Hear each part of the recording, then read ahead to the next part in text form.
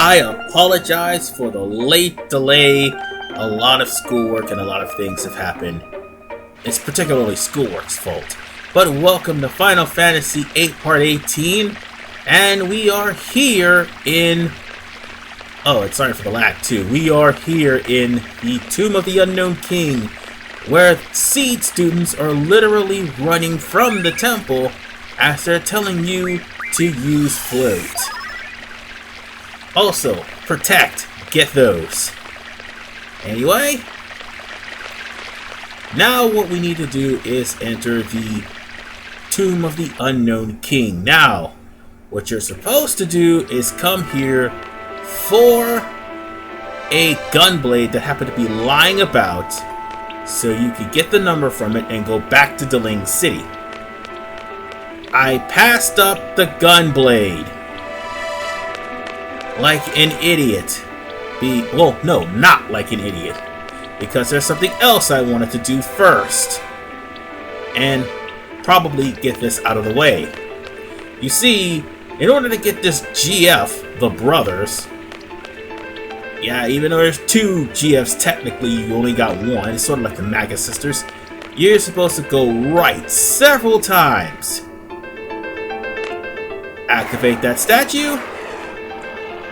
And let's kick his ass. Now, I was not smart, so I did not actually have the ability magic set on my team. But to be perfectly honest with you, this guy has really low HP. Well, he's basically locked at whatever level you are. And for the record, make sure you draw from Sage, or what's that? Sacred. Yeah, Sacred, that's what his name is. Because Sacred, ironically, has life. So, yeah, it would be best if you draw life from Sacred. He also has Protect, Shell, and Berserk. So, if you're hurting for Protect, Shell, and Berserk, draw from him. If you're hurting for life, draw for him. Definitely draw for him for the life part, because once you get life, if you happen to get the L Magic Refinery, or L Item Refinery, you will be able to find items that you can refine to get the spell life for. So you'll be able to refine life magics and not have to worry about using Phoenix Downs. Anyway, it is lagging terribly, and I again apologize. But I am going to hit this thing as hard as I can. And thing is, you don't outright defeat Sacred. He will flee from this battle once he's down to really low health. He's only going to be, again, he's going to be capped at level 22. Or at least 23 the highest. So he's not going to go any further, and that will give him at least 4,000 to 5,000 HP. Tops, because that's as high as he's going to go. So, he's going to run away. Now, while I fumble around with my abilities for my GFs and switch to magic, I just want to point out something. The reason why those girls are running out in the cave screaming float is because of the fact that the GF we're going to get is going to be easier to fight if you happen to have float in your inventory. Unfortunately, the only people that has float in their inventory is Squall, Zell, and Selphie. Unfortunately, I cannot exchange Squall for Irvin. That would have really hurt me. But at the same time, Yeah, let's leave this place. Or at least save. Because something always can happen in the midst of this. Like, for instance, my, game could crash right in the middle of,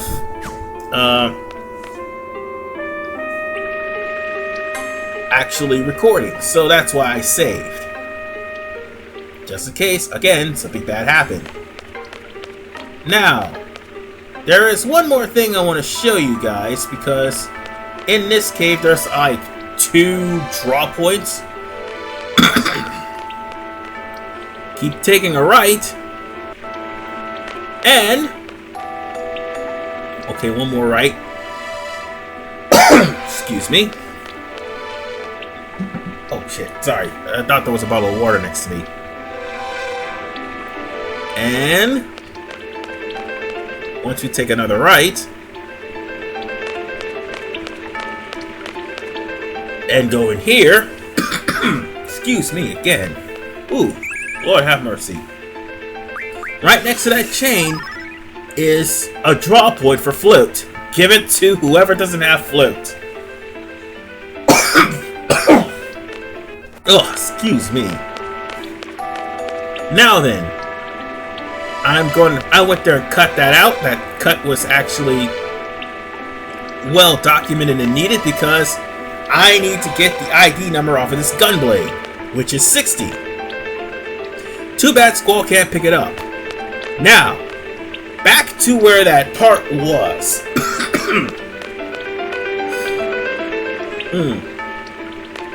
Sorry.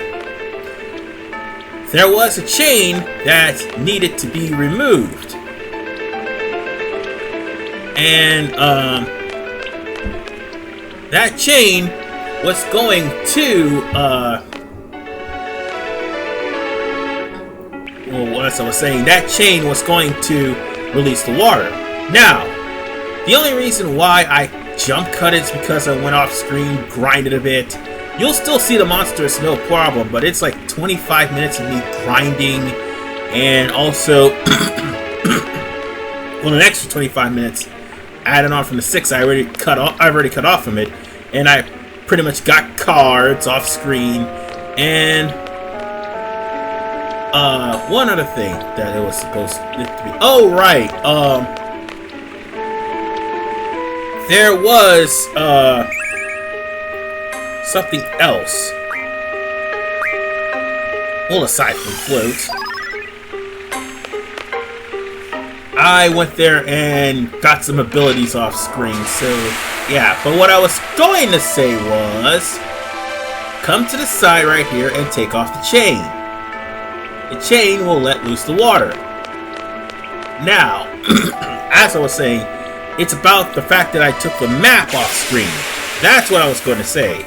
Remember I told you in part 17 that if you use any hints or use the map, you'll lose ranking? I got lost and constantly got to a point where no matter where I go, I kept going into that one section where I couldn't get out, and I ended up using the map, which dropped me from a level 5 to a level 4. Turns out level 5 was as high as I can go.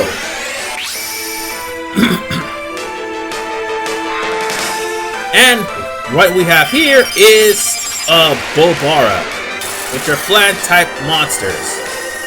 They draw thunder, blizzard, and I do believe wind. Or was it water?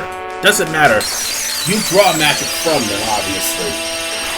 But I would try to corner one of those guys and I couldn't get it. And there was also a bone warrior here too, which, if you have any potions or Phoenix Downs, or at least a Kiraga spell, make sure you use them. It would be really helpful. One thing is perfectly clear though. These guys drop a lot of AP, so be glad that I went off screen to grind, because I would probably bore you guys with a lot of grinding, which I'm not going to do. Now then, let's keep going to the right, because there is one more switch we need to hit before we can actually go toe-to-toe with the brothers. Let's go one more time to the right. And this should be it.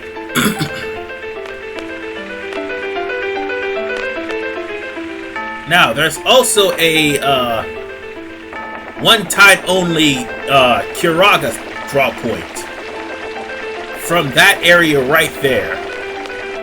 I inadvertently forgot to record that, but I got it off screen. And I pulled the switch and... actually, I got rid of the switch that's keeping the levers from milling the water, which would bring the drawbridge to the brothers' area. Now, as you can see, my seed ranking is 4. Eventually, I'll get it up to about 5, with 5 being the max. I'm going to switch from from card to magic, and there's nothing, no other ability I can use. Let's see about Squall. What about you? Ooh, I got Spirit plus 20%, but I don't think I'll be able to use that.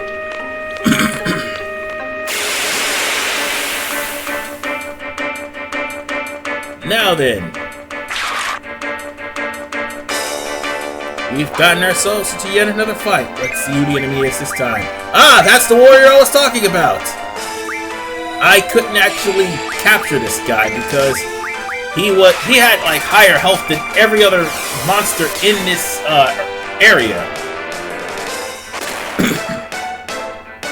And it uses slow. Right. And you remember that thing, right? Boor? Yeah, that thing was in the fire cavern. And just like in the fire cavern, it goes down like a bitch.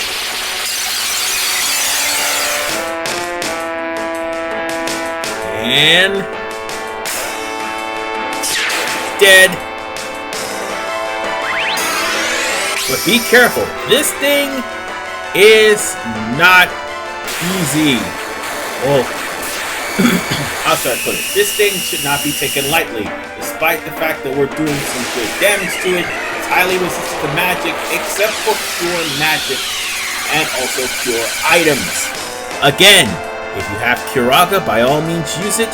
And I apologize if my commentary is breaking up, but also apologize if, again, I'm suffering lag, because, yeah, PC. Go figure. I'm not trying to be any elitist or anything, I'm just saying that my PC is probably not strong enough for this type of recording, which is why it constantly lags. But sometimes it gets the job done.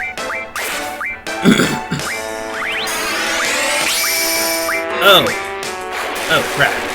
I just realized that I, don't have magic. Okay.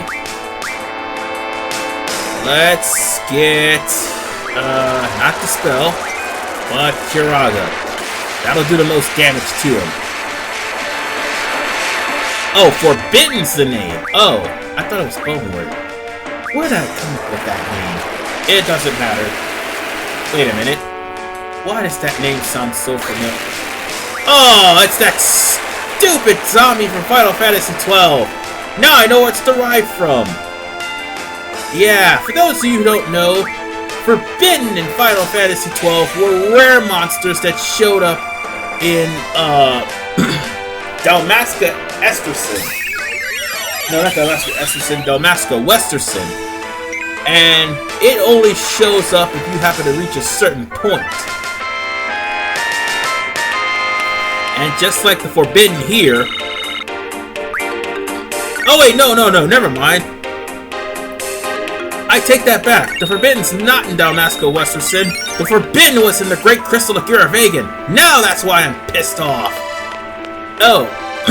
And by the way, we get a dead spirit from the Forbidden, which will teach which will actually cause death. Now, I do believe you could actually craft that into death magic. I'm not sure. You will probably need a GF that will actually craft death magic. But since we went all the way around in circles and I did that on purpose, because we gotta go back in and go straight through. Otherwise, it'll cause me to be lost, and I don't want to be lost again. Oh boy, let's see. Who's here? Oh, just those guys. Let's wreck their shit. Wrecked. Oh. That Flan is taking literally no damage. And yet it just backhand slapped me.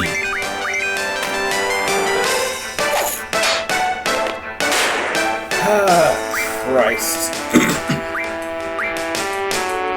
Let's just get the GFs to get it over with.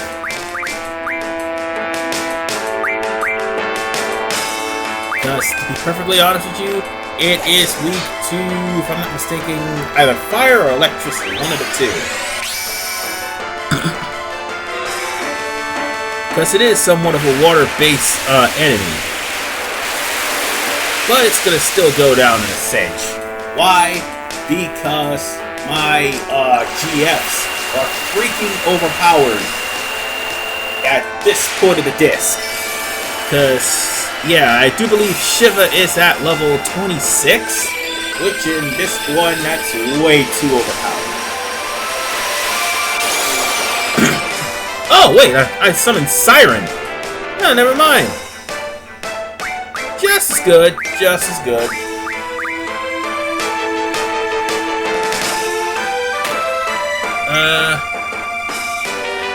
I guess. Oh, it just silenced him. Cool. Even though he's using physical attacks. And it doesn't really do much if your opponent uses physical attacks. Oh, it's stock shell, never mind. What did this... Wow, I need to check my facts. Okay. Blobera actually has shell, which I, honest to God, ran into some that actually had thunder, blizzard, and water. There was one more enemy too. They're like an armadillo type monster, which that actually was a rarity that I ran into. I kept running into either these things, or I ran into the flying bower things, or that forbidden.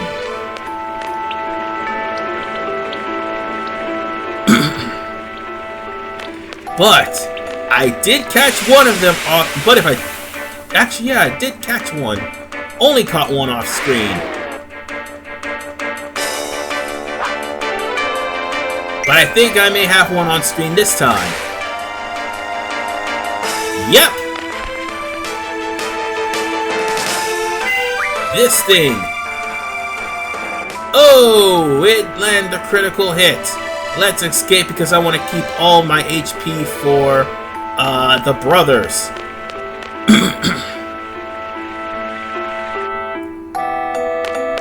And I think we should be here. Yes. All you need to do is just cross the bridge and get in. Now that armadillo thing, it had one, I mean, it hits hard and it actually rolls into you, but it has one nasty attack, which is Earthquake.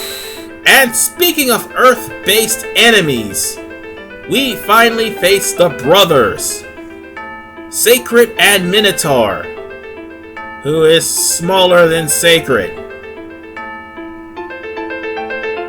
Yeah. Despite Minotaur's minuscule size,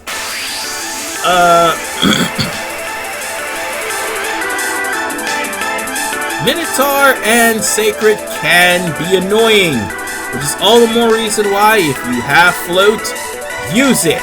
The game literally gives it to you in order to beat them. I do believe one of the moves that the brothers have is Earthquake. Even though they use physical moves, they also have Earthquake and Mad Cow.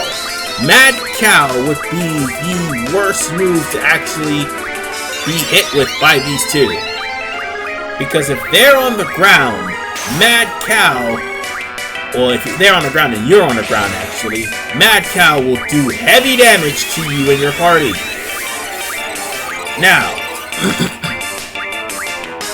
we're going to use Float to get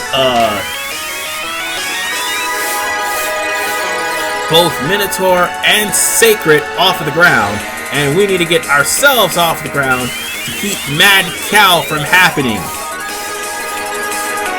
Ironically enough, these two don't use it in this battle, which is rather odd and peculiar because that's the first thing these guys would do. So long as one of which is alive, they both will use Mad Cow. Or both of which, actually. They also use Mover, which, that move actually can do some serious damage if you're not careful.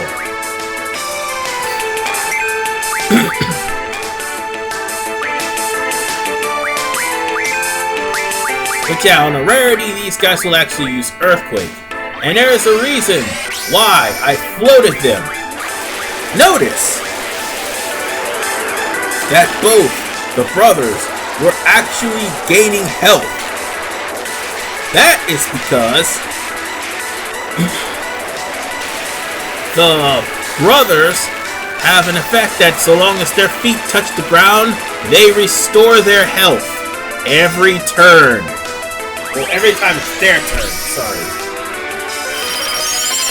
Although they only restore 100, still the fact that they restore health is a bad thing. It's all the more reason why I grounded my Espers, so I can actually do some, well, not my Espers, my GF, I'm not playing 12. So I can do some serious damage to,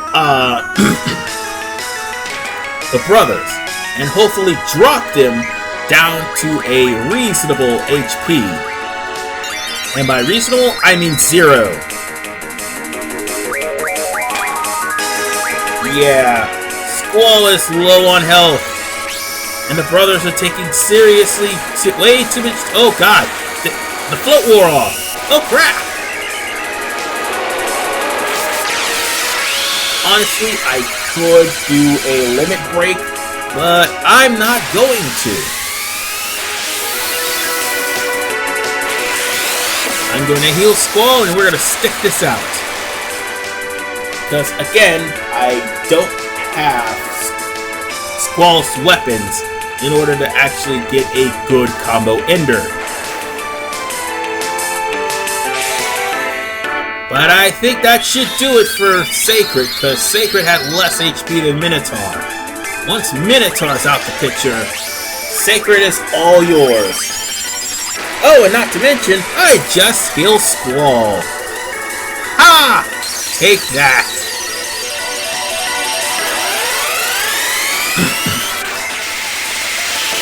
Well,